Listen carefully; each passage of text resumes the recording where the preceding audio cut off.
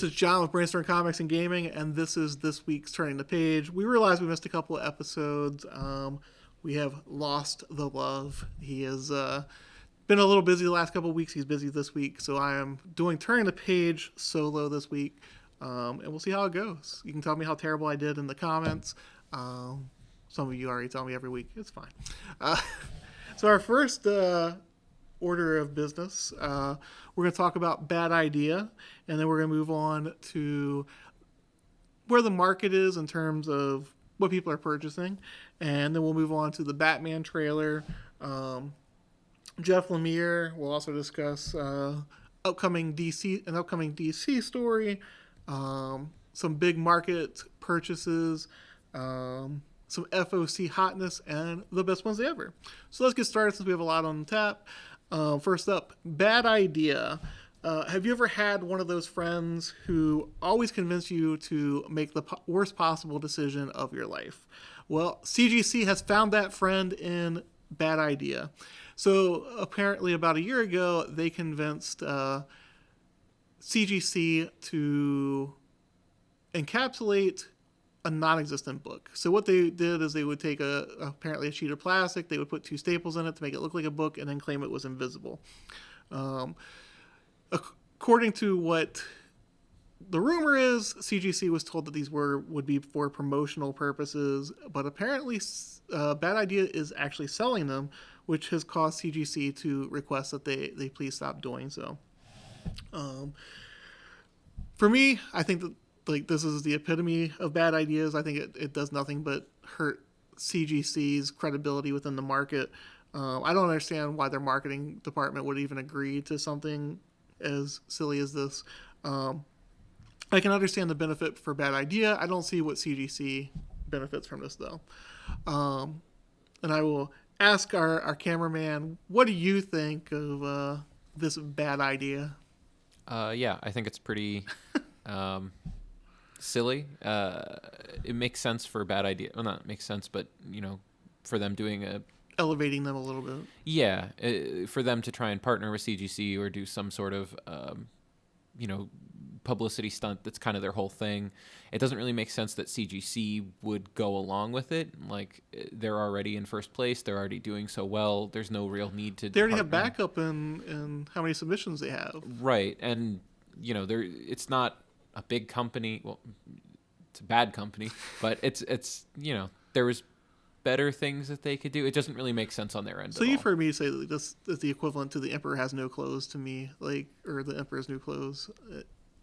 There's nothing to this, and I don't understand how the parties involved didn't understand how bad of an idea it was. I guess maybe if Bad Idea misled them saying it's only a promotional thing, then maybe to them it's like, oh. Apparently they're asking at least $1,000 for each one. Yeah, and maybe it's not entirely on CGC in that case. Like, if they were told, like, oh, we're just going to do this as, like, a promotional, people are going to get it for free, then I could see CGC being like, yeah, this is a silly little thing, we can do that. But as soon as it becomes, like, an actual valued item, it kind of just discredits them a little bit. Yeah. So the reason I think it's a bad idea for CGC is it also kind of makes it seem like CGC is a joke, like the whole grading thing is a joke. I don't know. I don't see any benefits to CGC in this. I see nothing but help for Bad Idea, which they need a lot of help altogether. But we will turn the page on that topic, though. Let us know what you think, whether you think that is a terrible idea, whether you think CGC benefited more from it, whether you think Bad Idea benefited from it, or whether nobody benefited from it. I go with option C. Your option there, C also? Nobody. All right, so let's, before we move on to topic number 2, don't forget to LCS, like, comment, and subscribe to the Brainstorm Comics and Gaming YouTube channel, your local comic book shop here in Frederick, Maryland, and Walkersville, Maryland. And let's move on to topic number 2. In the 1990s, the way that the companies attracted readership, the way that they got a surge into their books, was through foil covers, chromium covers, bullet holes through covers. What else did they do? They did die-cut covers. Plastic bags, poly bags, yep. It seems like the new approach to generate interest into a book is to drop a unannounced first appearance. Just put it in the middle of a storyline. We've seen that with a bunch of different characters recently. Hulk is introducing a new character. Amazing Spider-Man this week introduced the Red Goblin, or Queen Goblin, I mean. What else we have? We have the God of Hammers and Thor, and then Tossin and Tosin and Black Panther. This isn't always a bad thing, especially if the character helps to push the narrative forward, and if it's a character that's outside of somebody that already exists. But it seems like there's a lot of writers within the industry right now who are just dropping them in there because they know that it'll generate buzz and push the market a little bit. So I'm going to ask our cameraman, as a reader, since I'm more of since I look at things from more of a retailer, how do you feel about that? I really have no problem with it if the story warrants it. I'm not buying things for the value, so I mean, I think you kind of need to put new characters, and yeah, I get that, if you don't announce it, it might lead to runs and, on stuff, but every little character doesn't necessarily need a big announcement. I mean, you got to think, when these comics are first coming out, almost every issue might have a new villain or something like that. And I'm not saying do something like that, but you need to keep interest, and you can only recycle the same villains so many times and the same side characters and everything. And before it becomes repetitive. Right. I think it's more of a problem of the collecting industry, which, I mean, you're not going to stop it. The ball's already rolling, but I don't see it as much of a problem for the actual writers if they can justify having that character. Well, I think some writers are abusing the market in terms of they know that it will automatically move books and make people talk about their writing. More importantly, also, there are certain writers, and I'm not going to name them because they're some people's favorite writers. I don't want to bash anybody's favorite character or favorite writers.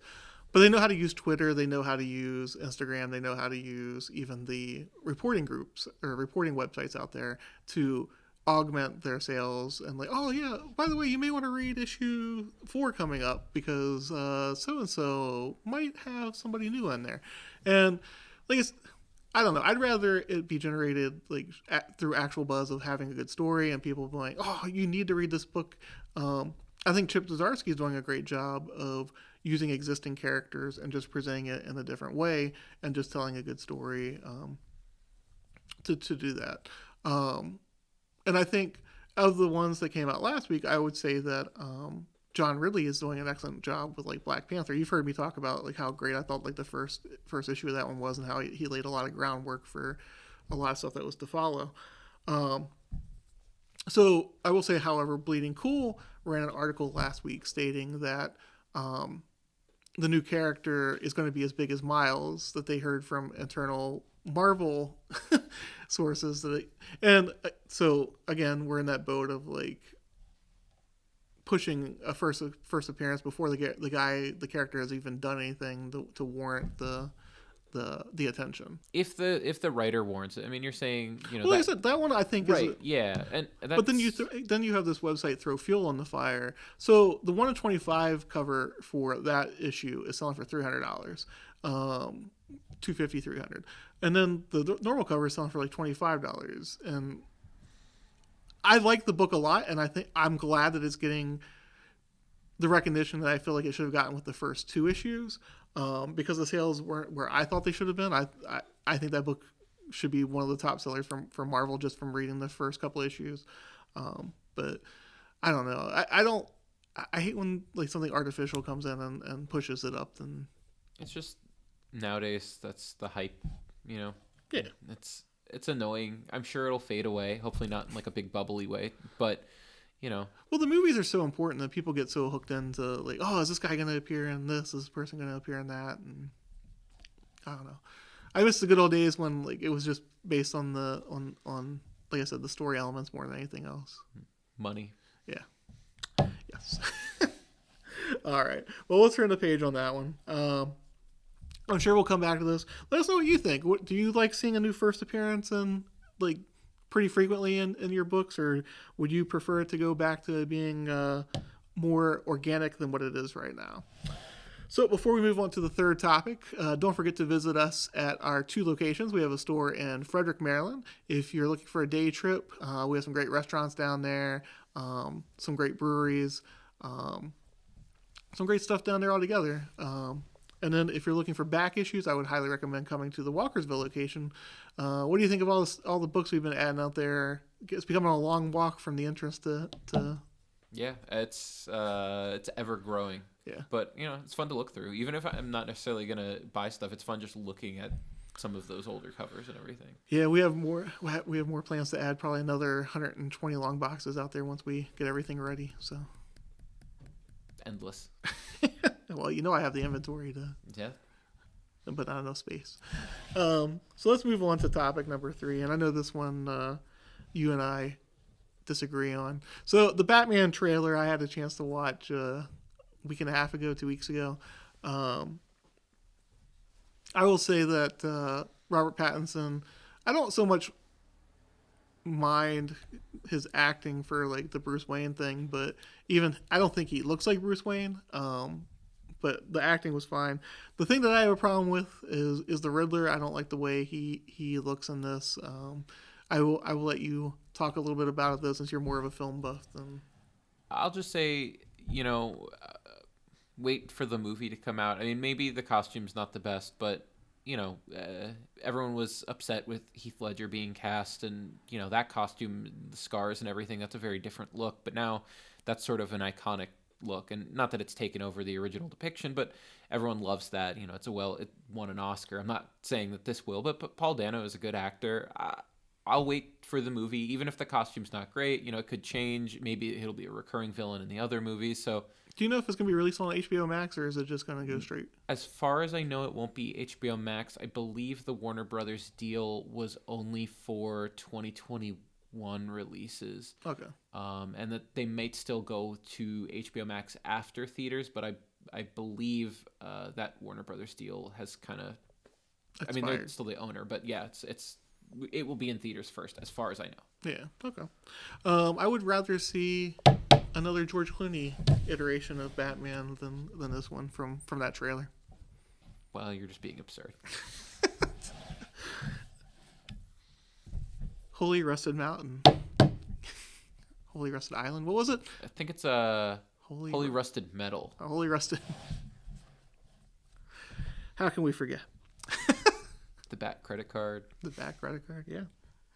I don't know. I'm being serious. I have no intention of seeing this movie. I know you're looking for all my film buff fan. I'm not really looking forward to it, but I'll give it a chance. I will tell you, almost all my film buff friends are really, really, really looking forward to this. And I'm sure they like the Planet of the Apes movies more than I. It's the same director, and that'll be my hot take for today. I think the second one is very good, and then the first and third one are atrocious, boring schlock fests. Gotcha. But teach their own. Well, most of them are excited about Robert Pattinson. I think they said that he's done a great body of work after his glittery vampire thing. Lighthouse was great. Yeah. Couldn't get through 10 minutes of it. Anyway. That's not surprising. There's no Lego tie-in to it. I like very serious movies also, sir. Sure. I do.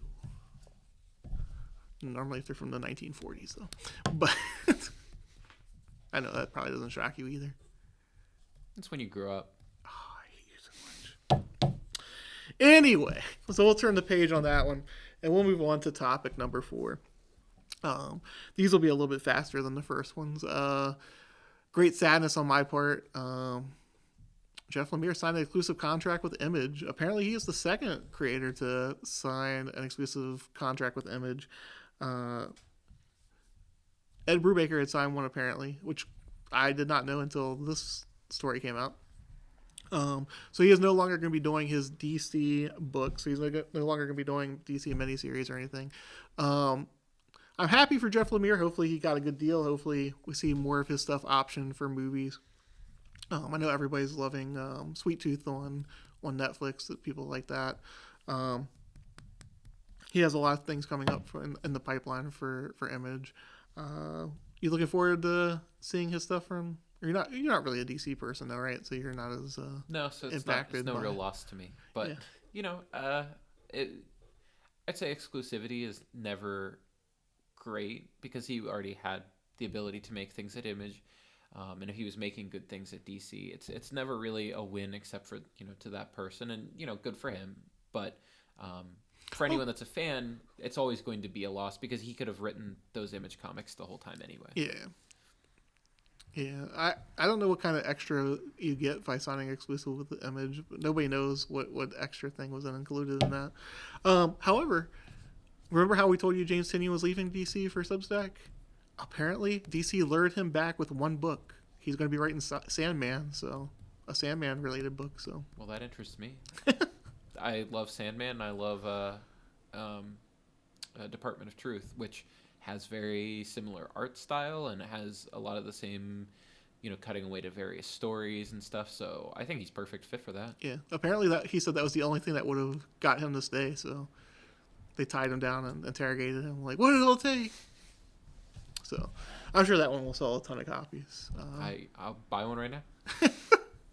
You're going to subscribe as soon as you leave the... Sure. It does make me sad about Jeff Lemire, though, because his DC stuff has been amazing. I think he's easily top 5 writers in comics right now. Anything he writes is very readable, very entertaining. There's not many people I can say that about. Like, where if you pick up the Thing, you're guaranteed to get a story that's entertaining. So, but good for him. Hopefully he tells us even more great stories that he wants to tell us. So, let's move on to the next one. We are on the 30th anniversary of the death of Superman. And so how does DC celebrate? Killing the entire Justice League, with the exception of one person who we don't know who it is. It's gotta be Batman. I'm waiting for you to say it's going to be Batman. It's gotta be Batman. Does it? Does it? Yeah. Does it? How many Bat books are there a month? Too many. There you go. Maybe they're trying to pare him down. Yeah, they're trying to cut down the money that they're making. No, I don't think it's Batman. But so the storyline is like the whole Justice League dies, setting up the next generation of heroes, kind of taking their place, which I think is interesting because I think you and I have had this discussion. I know you hate the death of Superman. I hate it. I think it's overrated. So you hate the death of Superman. Of course. I think I've told you. It wasn't so much the death of Superman that made that story great. It's the aftermath of everything that followed in terms of like how it affected the DCU, the people trying to fill the void that he left by dying, the importance he had within the DCU. So I think it'll be very interesting if they follow that same sort of trackway with this one, showcasing how important the Justice League is to the DCU and along that lines. Okay. Looking for something from you, Jacob. I agree with that because these events are temporary. They can always go back, and it gives a spotlight chance to new characters.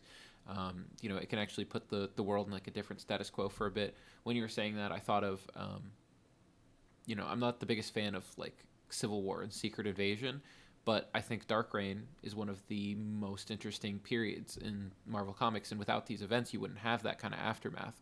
And that was a really interesting status quo. And of course, goes back and everything changed. It goes back to how it was before, but it does lead to interesting stories. Even in the 90s, I felt like Marvel missed an opportunity when they took the Avengers and Fantastic Four off of the table. When I felt like you didn't feel as big of an impact like as you did with like the death of Superman, like why these characters are important to the Marvel universe. Yeah, I agree. Yeah. It was just kind of a couple times the X-Men and Spider-Man going, wow, it sure is a shame that they're gone. And that's about it. It didn't feel like there was a big void like left. Although, that's how Thunderbolts came around. So, kind of like maybe after the Justice League inevitably comes back, these younger, legacy characters can go off and not necessarily Thunderbolts, but a Young Avengers type thing and get some sort of traction there. Yeah, that's what I'm hoping for. DC has like such a great amount of like really young characters that they've created, and they need that spotlight. They need to carry on to that next level, and I don't know. I'm looking forward to it. I'm always a DC homer anyway, so I'm looking forward to it. We'll turn the page on that one though, and I have a question for you for our next topic there, Jacob. Okay. you have any spare copy or spare pages of original art, like maybe Secret Wars #8 laying around? Oh, sorry. Just I have all of the work pages for Secret Wars 7. Not as good. #7, Yeah. man. You missed out on $3 million then. What a shame. Apparently at Heritage, an original page of Secret Wars #8 sold for over $3 million. You know, I have talked about this. What do you think, like, a first page of, like, Superman or Batman or even Spider-Man would go? I mean, if you're paying $3 million for, like, a Secret Wars #8, it seems to me like those have to be, like, $100 million pages at that point. If it's a page that's just the first appearance of a costume from a passable writer, and I don't even remember who did the art for that. Imagine having the original Superman, or that Jack Kirby first drawing, or sorry, not Jack Kirby, Ditko drawing of Spider-Man. Like, actually, there was a sketch by Jack Kirby before. Yeah, he did the cover is his as well, isn't it? Ditko originally did the cover of Amazing Fantasy, and I think Jack Kirby did the initial character designs, apparently. Okay. I think he did Stan Lee did not like them. Yeah. I believe maybe it's the other way around then, but I'm pretty sure he drew that first Amazing Fantasy cover. But either way, that's, those have to be at least 10 times as much. At least. I would say much more. I mean, which one would you rather have? I mean, honestly, even like the first page of, like, Black Panther, I would pay several times, like. Yeah, I mean, and I wouldn't pay it. I'm not saying several times $3 million, but I'm saying, like, whatever we value Secret Wars 8 at, like, I would pay several times whatever that is for, like, Black Panther, the first page of his, or I don't even know, like.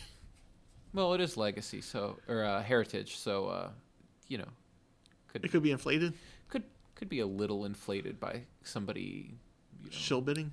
Yeah, maybe. Or some ex-employees selling their own copies. Hard or even to say. Current ones. And I'm not bad mouthing Black Panther. I'm just saying, like, why $3 million for, like? And I understand Venom is very popular, but.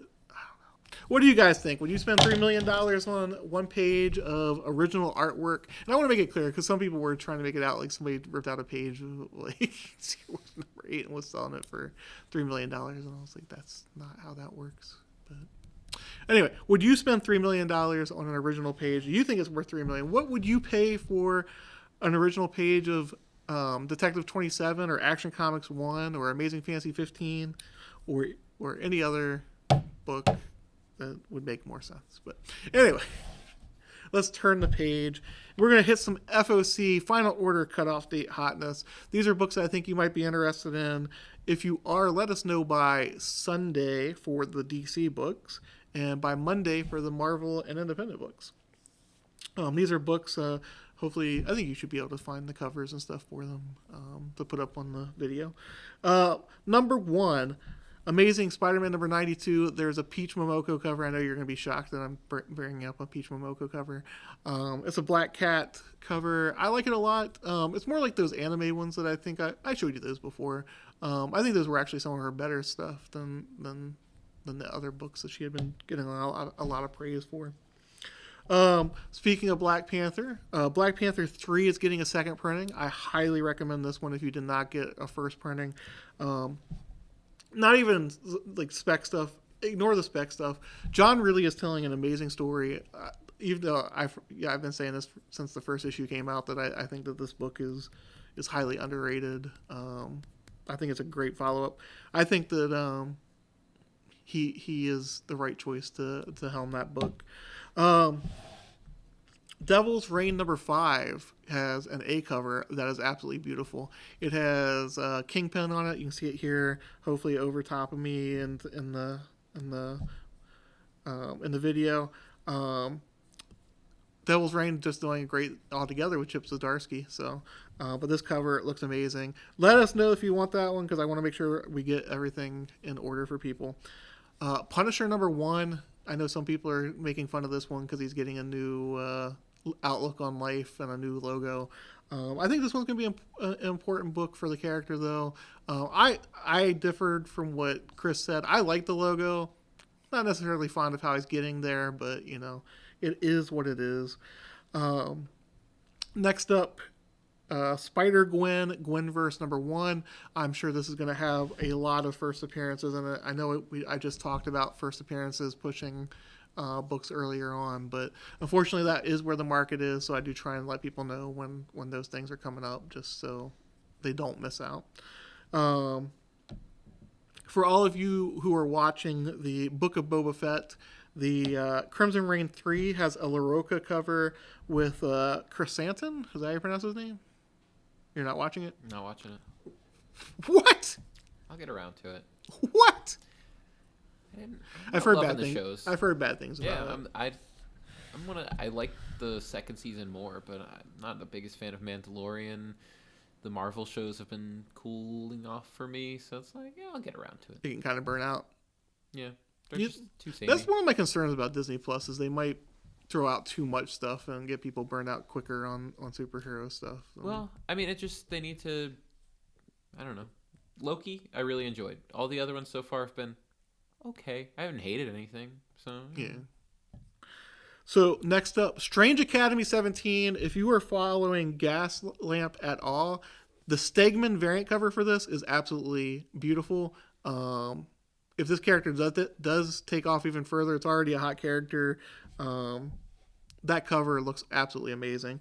Even taking the first appearance and new character thing out of it, Stegman did a great job on that cover. Next up, Venom #6. Unfortunately, hitting it yet again. First appearances coming up and stuff.